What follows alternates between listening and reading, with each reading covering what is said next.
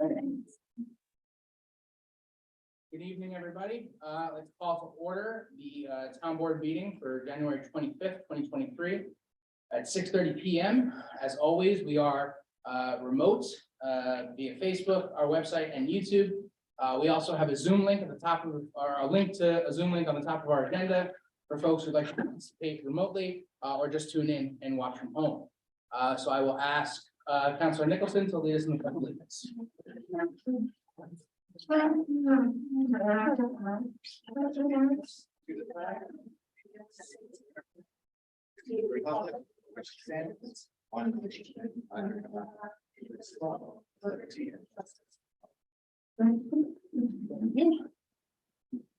So next up, we have our open podium. This is an opportunity for folks to come share a comment, ask a question of the board. So if anyone's here for open podium, please raise your hand. Okay, if anyone's here via Zoom to present during open podium, please use the raise hand function. Give that a minute.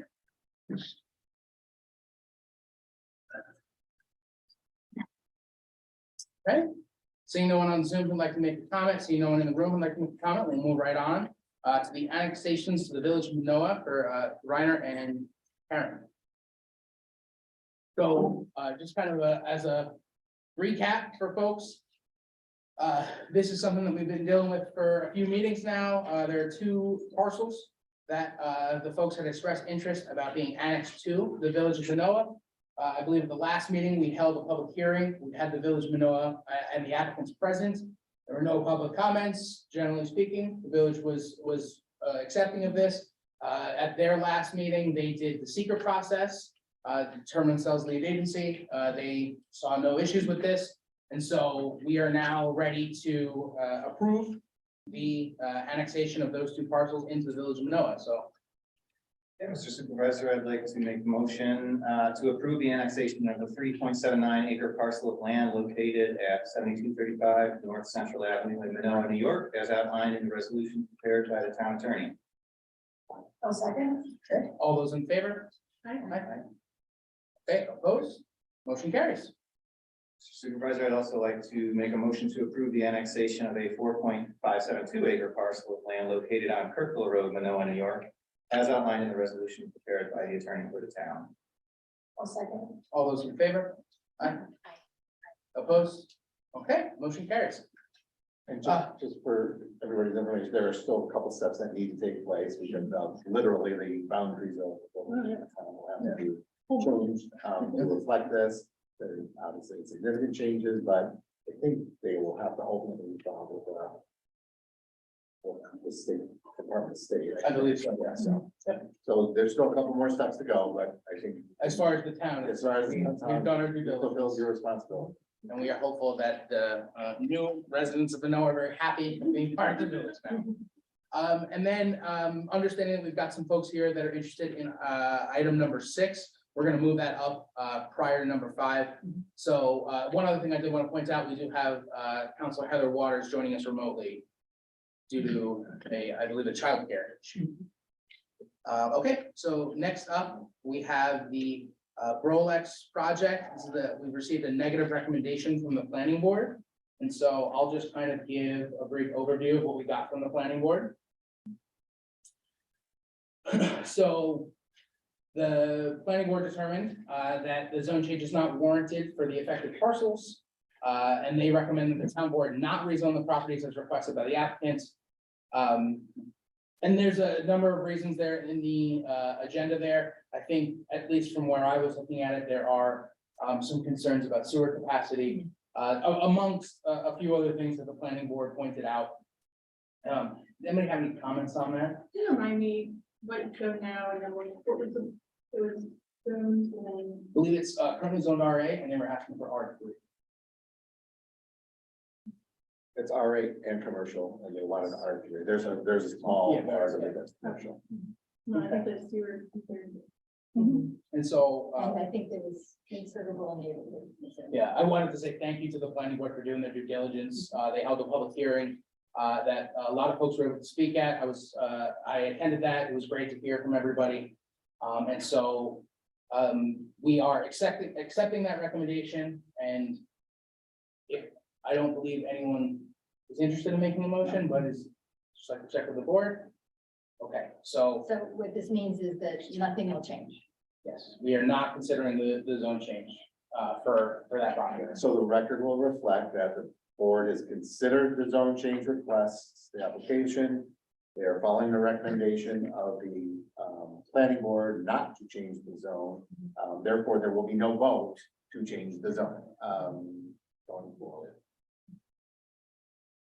Can I ask a question? Would you mind coming up to the podium? I'll just get up here. So, looking down the road future, if somebody else decides to come in and they say, well, I want to build here, this is a definitely forever no, correct? No. It's never, never, never. Yeah. Because the town board can always change zoning or change the laws of the town. Well, they changed to R 25, let's say. Yeah, so at this point, basically, there's been an application for a zone change. We've gone through a process, allowed the planning board to make a recommendation. As far as this application, this board is not going to be taking any action. In the future, if there's another application, we would consider it. But again, we still have the recommendation from the planning board to work off of. And so, at least as far as I can say, if the application wasn't substantially different, we would very likely consider it to be, to apply this recommendation to that and take the same action. In already, they still could develop on that parcel. That's correct. Yeah, there's some ability to develop it as RA. That would go to the planning board if there's any type of development there. But other than that, we are not going to take any action on those parcels. Okay, thank you. Okay, And thank you for coming. yeah. thank you. We've got some other stuff if you're interested, but feel free.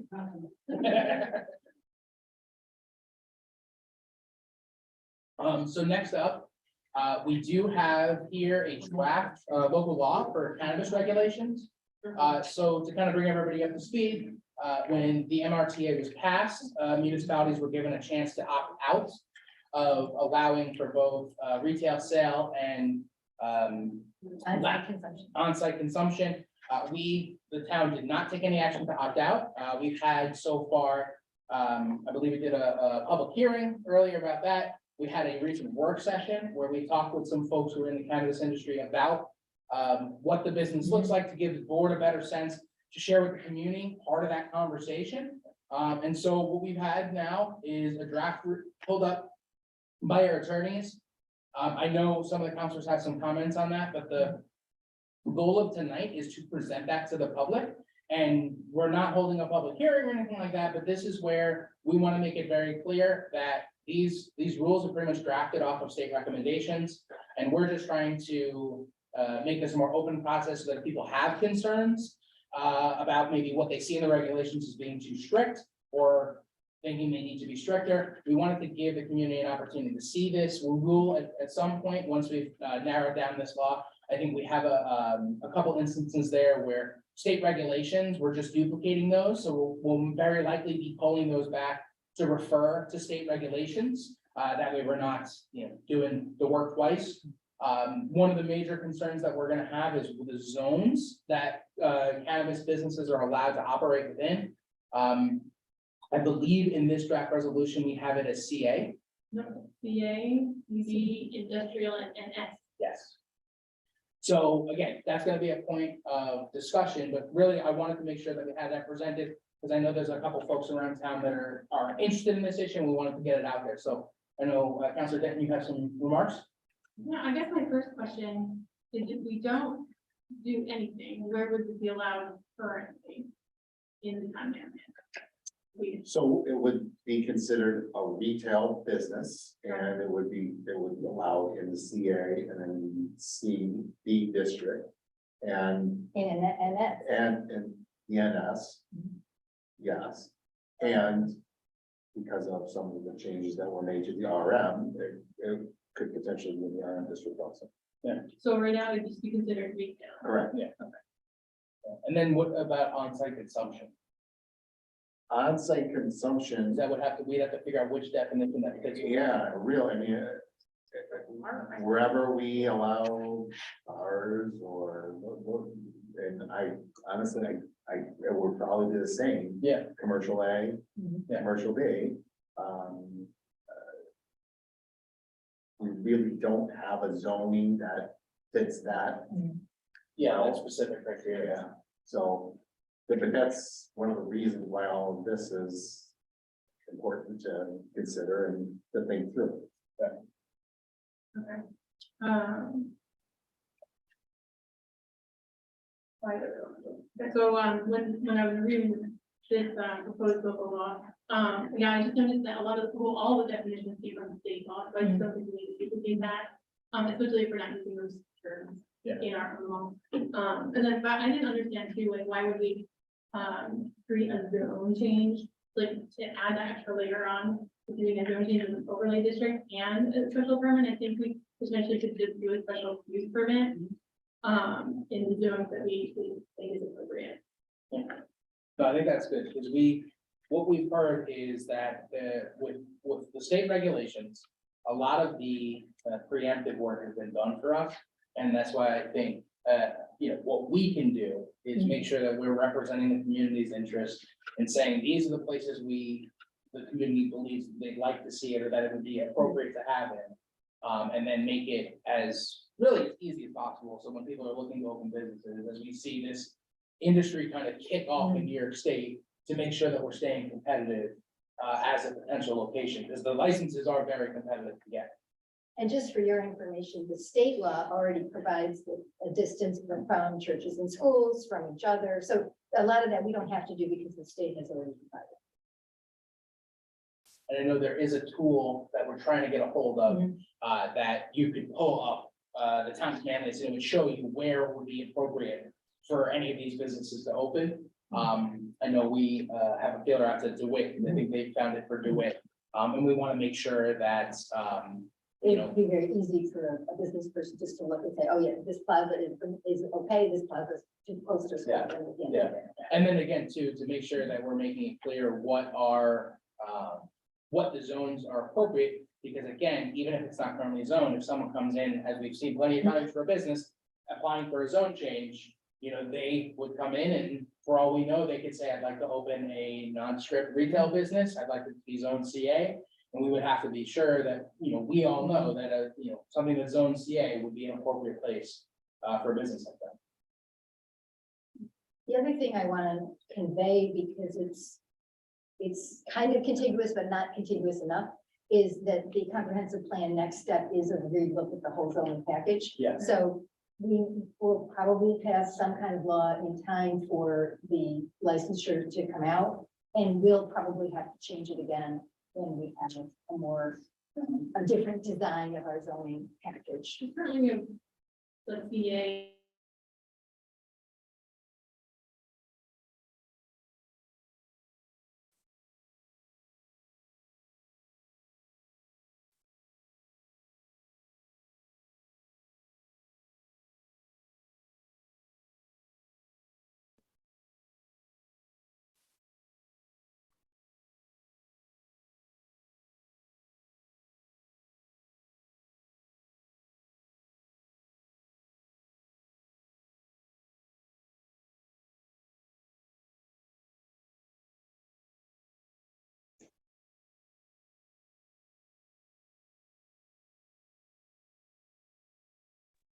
Okay, there we go. Hey, John, can you hear me Yeah. okay? May I speak? Yeah, go for it. Great. I appreciate the drafting of this information. My read of it was that it was specific about types of businesses, mentioned the comic book stores and things like that. And I think that I would support us not passing an additional law that spells all of that out, but asks the retailers to adhere to the same standards in the law, which I believe are akin to how we regulate tobacco and alcohol sales, not near daycare centers, not near schools and faith-based places, and keep a special permit process in place so that we're knowing that we're going to hear from these folks before they actually start business. And I think that we should definitely and I think it's a way for us to stay aligned and understand what's happening at the state level, because we'll be required to use the state law and understand the state law. So I would like to have us have something that is not this, no overlay district and refers to state law, mentions the special permit process.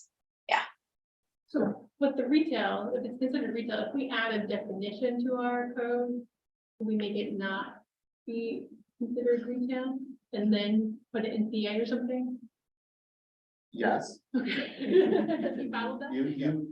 you can define the sale of cannabis as something different than As a the non-retail. general, because there was a definition of retail Yeah. in our town Yeah, code. retail. So, yes, you can make it any way you want to make it. We try to keep our laws as general as possible because we can't think of every situation that may occur. But in a case like cannabis, Like it's where special. there's literally a special state law Yeah, that now allows the sale of it, the distribution of it, and the use of it in certain businesses. You can tailor your law to that. okay.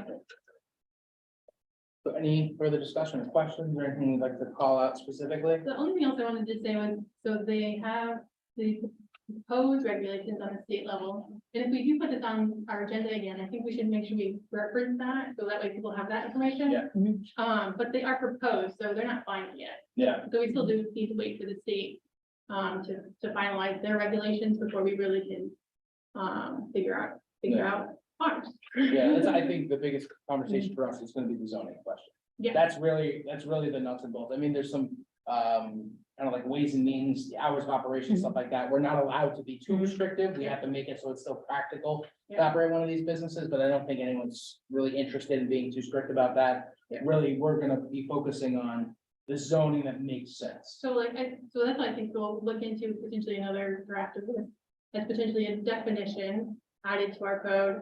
And then that potentially would be added to CA. If we add it to CA, it instantly gets added to CB in industrial. Yeah. And then the question is, do we want to add it to NF and potentially RN? Those are that's what I would be. considering. Yeah, I think that's important to consider, especially that we've got the RM changes pending. Having a real conversation about, is it appropriate to have Yeah. Cannabis retail It's location traditional. in, well, and I think that's the thing, is it's part transitional, but also we've kind of moved to this notion of RM being that, like that kind of, where we like to see mixed use development. Yeah. And does that make sense to have a cannabis retail location with apartments up top? Yeah, that, You know, and that's that's my. something that we're gonna have to Yeah. seriously talk about, so, Yeah, and probably not. yeah, exactly, so, Is it any different than having apartments above a bar? Yeah, seems like, yeah.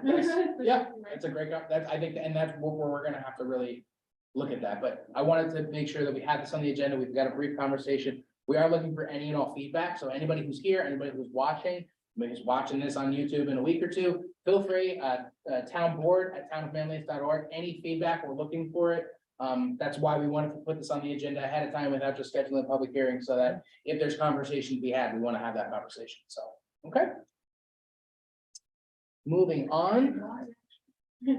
We have a request from Aqua to install a hydrant at 8020 East Genesee Street, and an 8-inch main extension from the changing seasons track in the town of Manlius. So they're looking to add a hydrant. Yeah, so Mr. Supervisor, I would make a motion to authorize the highway superintendent and the town supervisor to sign the highway permit to authorize Aqua to install an 8-inch main extension in the changing seasons track as described in the permit. This was requested by the fire. Well, second. Okay, all those in favor? Aye. Opposed? Okay, motion carries. Thank you very much. Okay, I am sorry to report that I made a mistake last meeting, so I would like to make a motion to authorize the purchase of a floating launch kayak dock from Board Safe in the amount of $43,228 as written in the December proposal. Second. And this will supersede any other previous resolution Thank that's you. passed by this board. And I think for anybody that doesn't know what we're talking about, this is something that we basically have grant funding for a very significant portion of this. And it's a kayak dock that'll go over in Poolsbrook, and it'll be I think one of the main features here is that it's accessible to folks that have mobility issues. So all those in favor? Aye. Opposed? Okay, motion carries. And then we have a brief addition to the agenda. We do. So 8A is the appraisal RFP. So as we discussed last time, we are going to authorize a properly licensed appraiser to look at the property on Burdick Street. We have an RFP that will be available on our website. It's available to the public. Any appraisal company that meets the criteria is welcome to apply. And we're also going to send this to some people who've already expressed interest. No motion. No action taken. But I'm happy to be continuing moving this forward. And excited to see what the appraisal comes back as. You said it's gonna be on the website, so everybody, And I've already talked to anybody, them about okay, anybody interested in it will be able to. Absolutely. available to the public. Okay, before we get to the minutes of the abstract, does anybody have anything else they'd like to discuss or add or announce? I will say, I had a fantastic time with Rocky Forest. Thank you to our rec department. I think you have the figures on how many meals they took in. Yes, I do. So actually, it's just a easy reading. So at Frosty Forest, our rec department that put on there with our various co-sponsors, including the villages and state.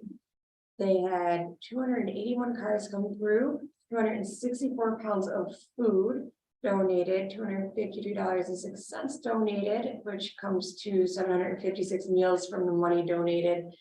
From the pounds of food donated, 220 meals come from that, so a total of 976 meals were received from the event. And that's to the food bank. Yes, to the food banks. Great.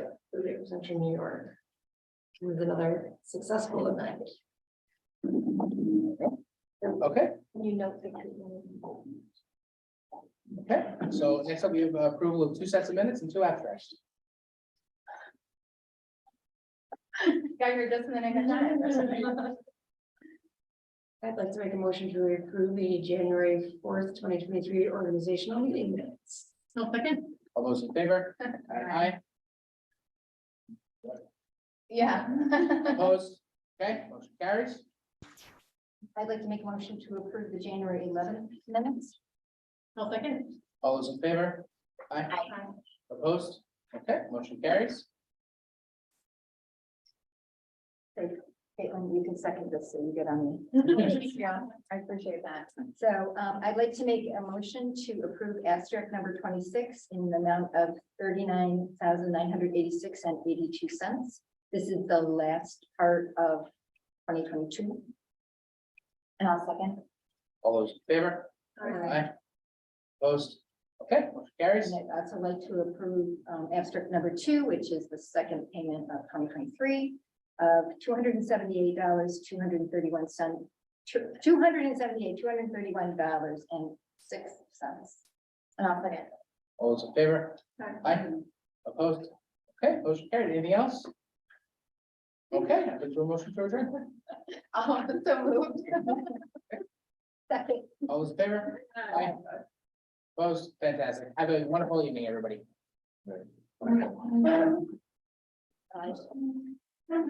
Like Wraith over here. Yeah. You did say you're gonna be late. So. Yeah. What else is there, guys? I mean, did I miss anything? Yeah.